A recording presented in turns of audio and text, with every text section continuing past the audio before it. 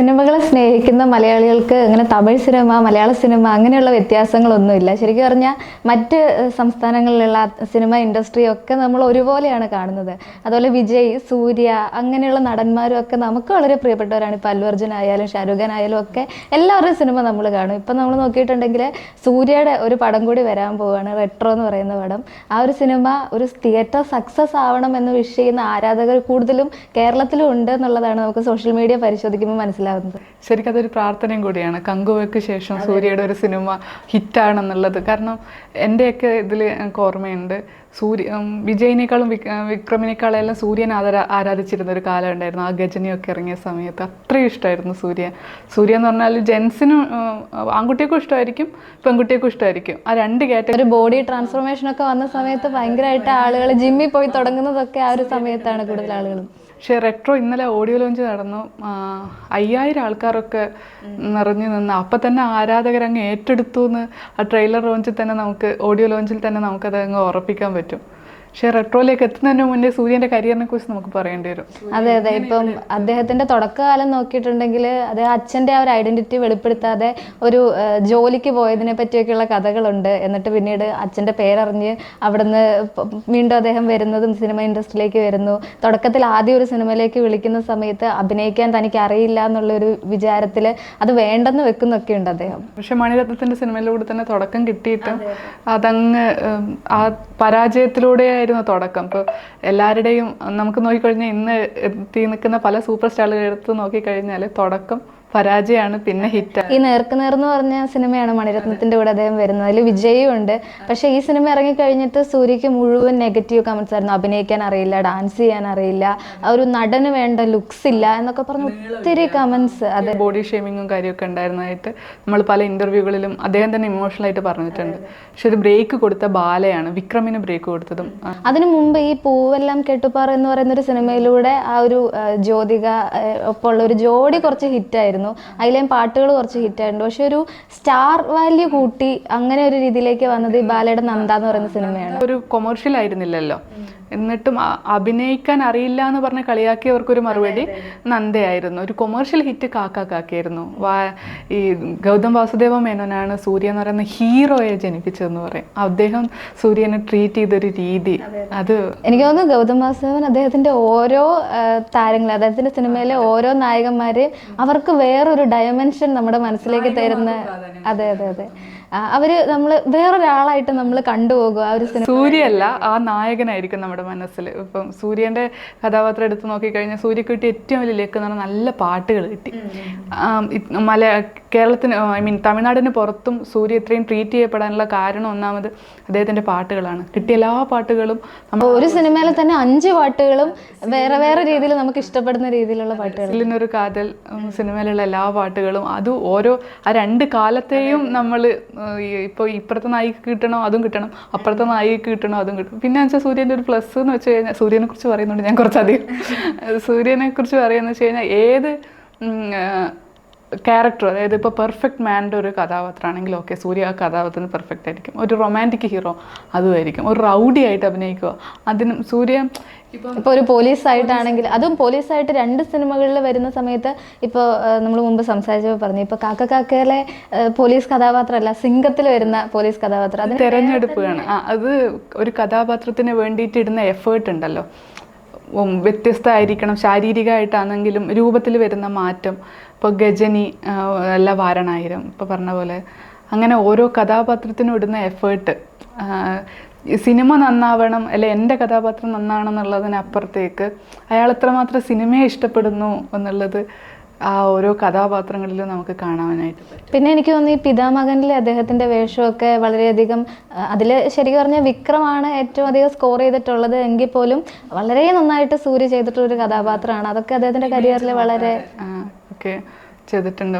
അതുപോലെ തന്നെ കുഞ്ഞിക്കുഞ്ഞിൻ്റെ റീമേക്കായിട്ട് വന്ന സിനിമയും അതിലും നന്നായിട്ട് ആ ട്രാൻസ്ഫോർമേഷൻ എന്ന് പറഞ്ഞു കഴിഞ്ഞാൽ ഓരോ കഥാപാത്രത്തിനും എടുക്കുന്ന ആ ഒരു എഫേർട്ട് നമുക്ക് കാണാം. എനിക്ക് തോന്നുന്നു തമിഴ് സിനിമയിൽ നമ്മളെപ്പോഴും എടുത്തു പറയാറുള്ളത് വിക്രത്തിനെയാണ്. എന്നാൽ പോലും സൂര്യയുടെ തെരഞ്ഞെടുപ്പുകളും ഭയങ്കര അടിപൊളിയാണ്. എല്ലാ സിനിമയും കൊമേഴ്ഷ്യലി ഹിറ്റായില്ലെങ്കിൽ പോലും ആ സിനിമയിൽ അദ്ദേഹം കൊണ്ടുവന്നിട്ടുള്ള ഒരു വ്യത്യസ്തതയുണ്ട്. ഇപ്പം നമ്മൾ അയനൊക്കെ എടുക്കുകയാണെങ്കിൽ അതിൽ തന്നെ എത്രയോ ഗെറ്റപ്പ് ചേഞ്ചുകളാണ് വരുന്നത്. അതുപോലെ വാരണായരത്തിൽ നോക്കിയിട്ടുണ്ടെങ്കിൽ അച്ഛനായിട്ടും മകനായിട്ടും അതിൽ ചെറുപ്പക്കാരനായിട്ട് വരുമ്പോൾ അതുപോലെ തന്നെ ആ ഒരു ക്യാരക്ടറിനെ ജസ്റ്റിഫൈ ചെയ്യുന്ന രീതിയിലുണ്ട്. പിന്നീട് ആ ഒരു റൊമാൻറ്റിക് ഹീറോ ആയിട്ട് വരുന്ന സമയത്ത് നമുക്ക് അത്രയും ഏജ് അദ്ദേഹത്തിന് ഫീൽ ചെയ്യും. പിന്നീട് ആർമി മാനായിട്ട് വരുമ്പോൾ ആ ഒരു ഫിസിക്കൊക്കെ മെയിൻറ്റെയിൻ ചെയ്ത് അങ്ങനെ ഫീൽ ചെയ്യും. അച്ഛനായി വരുമ്പോൾ ആ ഒരു അവസാന ഭാഗത്തേക്കൊക്കെ പോകുന്നത് അതെ അതെ അതെ അതെ. അതുപോലെ വോയിസ് മോഡുലേഷൻ ആണെങ്കിലും ഒക്കെ ഭയങ്കര അടിപൊളിയായിട്ടാണ് അദ്ദേഹം ചെയ്യുന്നത്. അത് ആ സിനിമയോടുള്ള പ്രണയം എത്രത്തോളാന്ന് കാണിച്ചു തരുന്നതാണ്.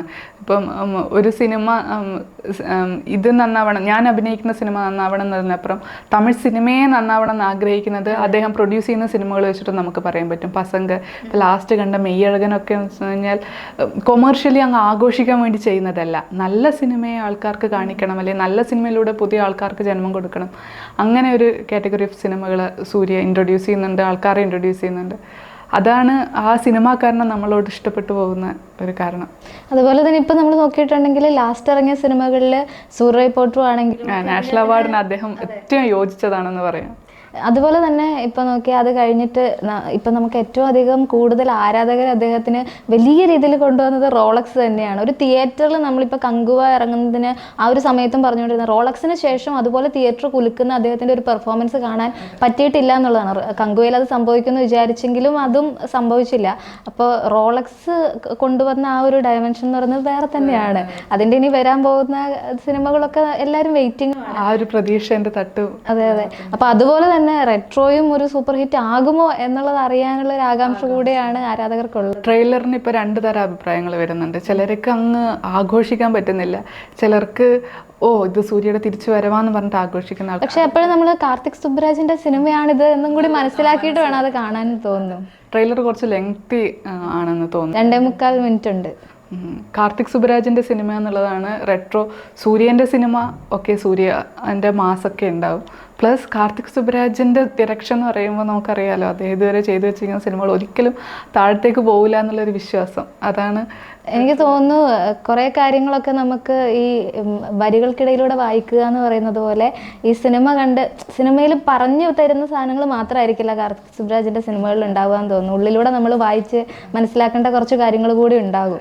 ഇപ്പം പിസയാണ് അദ്ദേഹത്തിൻ്റെ ആദ്യത്തെ സിനിമ, അതെടുത്ത് നോക്കുകയെന്നുണ്ടെങ്കിലും അതും ഒരു പുതുമുഖങ്ങളെ വെച്ചിട്ട് വിജയ് സേതുപതിക്കൊക്കെ ഒരു ബ്രേക്ക് കൊടുക്കുക എന്ന് പറഞ്ഞു കഴിഞ്ഞാൽ ഇരവി എന്ന് പറയുന്ന സിനിമ, എനിക്ക് അതിൻ്റെ അകത്തുള്ള ഡയലോഗൊക്കെ ഭയങ്കര ഇഷ്ടമാണ്. എസ് ജെ സൂര്യയുടെ പടം. അതിൻ്റെ അകത്ത് വരുന്ന ഞാൻ ആൺ എന്ന് പറയുന്നത്, അത് പെൺ എന്ന് പറയുന്ന ആ ഒരു സാധനം ഉണ്ടല്ലോ. അതിൻ്റെ അകത്ത് ആ സിനിമയിൽ എവിടെയും സ്ത്രീകളെ കുറിച്ച് പറയുന്നില്ല. സ്ത്രീകൾ നല്ലതാണ്, സ്ത്രീകൾ അങ്ങനെയാണ് ഇങ്ങനെയാണെന്നുള്ള പതിവ് സ്ത്രീകളെ ഇതാക്കുന്ന, സ്ത്രീകൾ കഷ്ടപ്പെടുന്നു അല്ലെ അവരങ്ങനെയാണെന്നൊന്നും പറയുന്നില്ല. അതിൽ ആണിനെ കുറിച്ചാണ് പറയുന്നത്. പക്ഷെ അതിൽ പറയാതെ പറഞ്ഞു പോകുന്നുണ്ട്. ആ കഥ വന്നിട്ട് സ്ത്രീകളുടെയാണ്. നമുക്കങ്ങ് ആ ലെയർ മനസ്സിലാക്കാൻ പറ്റിയാലുണ്ടല്ലോ ആ സിനിമ ഗംഭീരം. ഞാൻ ആ സിനിമ വെച്ചിട്ടാണ് പിന്നീട് കാർത്തിക് സുബ്രാജിൻ്റെ സിനിമകളെ ഞാൻ സമീപിച്ചിട്ടുള്ളത്. അങ്ങനെ നോക്കുമ്പോൾ എനിക്ക് റെട്രോ എന്ന് പറയുന്ന സിനിമയുടെ പ്രതീക്ഷ വളരെ വലുതാണ്. പിന്നെ അതുപോലെ അതിലൊരു വിമർശനം വേറെ വരുന്നതെന്ന് പറയുന്നത് പൂജ ഹെഗ്ഡെ എന്ന് പറയുന്ന ഒരു നടിയുടെ കഥാപാത്രത്തെ കൊണ്ടുവന്നിരിക്കുന്നത് അത്ര ആപ്റ്റ് ആണോ എന്നൊരു സംശയം. ഒരു നാച്ചുറാലിറ്റി ഇല്ല, അല്ലെങ്കിൽ ഒരു ആർട്ടിഫിഷ്യാലിറ്റി എവിടെയോ ഉണ്ടെന്ന് ആദ്യം തന്നെ അതിലൊരു ക്ലിപ്പ് ഇറങ്ങിയിരുന്നല്ലോ, ഒരു പ്രപ്പോസൽ സിനിമ അല്ലെങ്കിൽ വിവാഹം കഴിക്കാം എന്ന് പറഞ്ഞിട്ട് സൂര്യ ഈ കഥാപാത്രത്തോട് പറയുന്നൊരു ആ സമയത്തും അതൊരു വിമർശനം ഉണ്ടായിരുന്നു. എന്ന് വെച്ചാൽ പൂജ ഹെഗ്ഡെയെ ആ ഒരു കഥാപാത്രത്തിന് അനുയോജ്യമായിരിക്കുമോ എന്ന് തോന്നുന്ന രീതിയിലാണ് പോലെ, അല്ലെങ്കിൽ അതിന് പറ്റിയ ഒരുപാട് കഥാപാത്രങ്ങൾ തമിഴ് സിനിമ. പിന്നെ ഇതൊരു 90s കഥ പറയുന്നത് കൊണ്ട് കൂടി അതിന് ആപ്റ്റ് ആണോ എന്നുള്ളൊരു സംശയമൊക്കെ വന്നിട്ടുണ്ട്. ഒരു മാച്ചിങ് അവിടെ. പിന്നെ ആ സിനിമയിലുള്ള ഓരോ കഥാപാത്രത്തിനെ കുറിച്ചും എങ്ങനെ ചൂസ് ചെയ്തു എന്നുള്ളത് കാർത്തിക് സുബ്രാജ് പറയുന്നുണ്ട്. ഇപ്പോൾ ജയറാമിൻ്റെ റോള്, നാസർ, പ്രകാശ് രാജ്, സ്വാസിക, ജോജു ജോർജ്, പിന്നെ മലയാളികൾക്ക് ആഘോഷിക്കാൻ ഒരുപാട് നല്ല, നമുക്ക് അഭിമാനിക്കാം മലയാളത്തിൽ എത്ര നടന്മാർ അന്യഭാഷയിൽ ഇപ്പം വിലസുന്നു എന്നുള്ള കാര്യത്തിൽ. അത് ഈ സിനിമയുടെ കഥാപാത്ര സൃഷ്ടിയിൽ നോക്കിക്കഴിഞ്ഞു കഴിഞ്ഞാൽ ജയറാമിൻ്റെ ട്രെയിലറിൽ സൂര്യയുടെ കൂടെ നടക്കുന്ന ഒരു കഥാപാത്രമായിട്ടാണ്. അതിൽ ചില എക്സ്പ്രഷൻസ് ഒക്കെ ഭയങ്കര കോമഡി ആയിട്ട് കാണിക്കുന്നുണ്ട്. സുബ്ബരാജ് ഇങ്ങനെ പറയുന്നുണ്ട് അവരുടെ മൈന്യൂട്ടായിട്ടുള്ള ജയറാമിൻ്റെ ഇന്നലെ ഓഡിയോ ലോഞ്ചിലും പറയുന്നുണ്ടായിരുന്നു ജയറാമിൻ്റെ മൈന്യൂട്ടായിട്ടുള്ള ഓരോ എക്സ്പ്രഷൻസിനെ കുറിച്ചിട്ട് അവരെത്രത്തോളം അത് ആസ്വദിച്ചു എന്നുള്ളത്. ശരിക്കും ആ കഥാപാത്രത്തിന് ആദ്യം വടിവേലുവിനെയായിരുന്നു അത്ര അവർ മനസ്സിൽ കരുതിയത്. പിന്നെ ജയറാമിൽ എൻ്റെ ഒരു ഓപ്ഷൻ വന്നപ്പോൾ ഫ്രഷ് ആണെന്ന് തോന്നി. പിന്നെ അവരുടെ ഇത് പൊന്നിയിൻ സെൽവനൊക്കെ കണ്ടിട്ടാണ് ആ ഒരു ശരിക്കും നമ്മൾ വിചാരിച്ചിരുന്നത് എബ്രഹാം ഓസ്ലർ ഒക്കെ കഴിഞ്ഞതിന് ശേഷം അദ്ദേഹം വീണ്ടും ഇത്തരത്തിലുള്ള സഹനടൻ ക്യാരക്ടറുകളിലേക്ക് പോകുമെന്നൊക്കെയുള്ള ഒരു സംശയം ഉണ്ടായിരുന്നു. പക്ഷെ അദ്ദേഹത്തിന് അതിനൊരു മടിയില്ല, അഭിനയം തന്നെ ആണ് ഫോക്കസ് ചെയ്യുന്നുള്ളത് ആ ഒരു വേറിട്ട ഗെറ്റപ്പിൽ നിന്നൊക്കെ മനസ്സിലാക്കാൻ പറ്റുന്നുണ്ട്. സ്വാസിക ഈ പറഞ്ഞ പോലെ ലബ്ദർപന്തിന് ശേഷം തമിഴിൽ നല്ല കുറേ അവസരങ്ങൾ സ്വാസികക്കുണ്ട്. ജോജു ജോർജ് ഇപ്പോൾ തഗ് ലൈഫിൻ്റെ ഓഡിയോ ലോഞ്ചും കഴിഞ്ഞ ദിവസം ഉണ്ടായിരുന്നു. അത് കഴിഞ്ഞിട്ട് പിന്നെ കാണുന്നത് റെട്രോൻ്റെയാണ്. അതും എല്ലാം വലിയ സിനിമകളാണ്. ജോജു ഇങ്ങനെ തമിഴിൽ അങ്ങ് ഇതാവുന്നത് മാതിരി തോന്നുന്നു. എനിക്ക് തോന്നുന്നു ജോജു ജോർജിന്റെ കഥാപാത്രം സൂര്യയുടെ അച്ഛനായിട്ടാണോ വരുന്നത് ഒരു സംശയം തോന്നിപ്പിക്കുന്ന ഒരു ഡയലോഗ് ഉണ്ട്. അങ്ങനെയാണെങ്കിൽ നല്ലൊരു ഇതായിരിക്കും. ഈ സിനിമ ഒരിക്കലും ഗ്യാങ്സ്റ്റർ പടമല്ല എന്ന് കാർത്തിക് സുബ്രാജ് പറയുന്നുണ്ട്. ഇതൊരു കഥാപാത്രത്തിന്റെ യാത്രയാണ്, 90s കഥയാണ്. അതുകൊണ്ടാണ് സൂര്യയുടെ ഗെറ്റപ്പ് അങ്ങനെ, അതിൽ തന്നെ ഒരുപാട് ഗെറ്റപ്പ് ഇങ്ങനെ ചേഞ്ച് ആയിട്ട് വരുന്നുണ്ട്.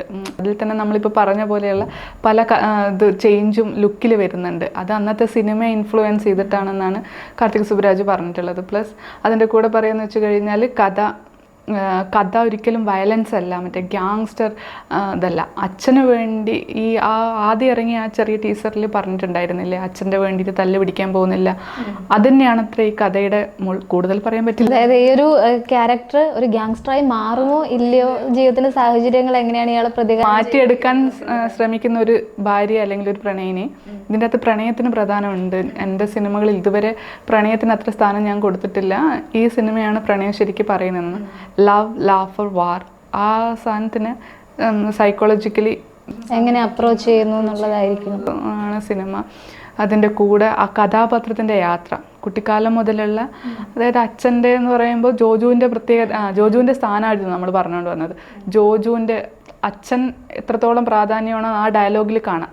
അപ്പം അങ്ങനെയാണെങ്കിൽ ജോജുവിൻ്റെ കഥാപാത്രം നല്ലൊരു റോൾ തന്നെയായിരിക്കും. ജോജുവിന്റെ കഥാപാത്രവും ജയറാമും തമ്മിലുള്ള ഒരു കുറച്ച് കോമഡി സീക്വൻസുകൾ അതിൽ കാണിച്ചിട്ടുണ്ട്, ട്രെയിലറിൽ കണ്ടിട്ടുണ്ട്. സ്വാസികയുടെ ചെറിയൊരു രംഗം.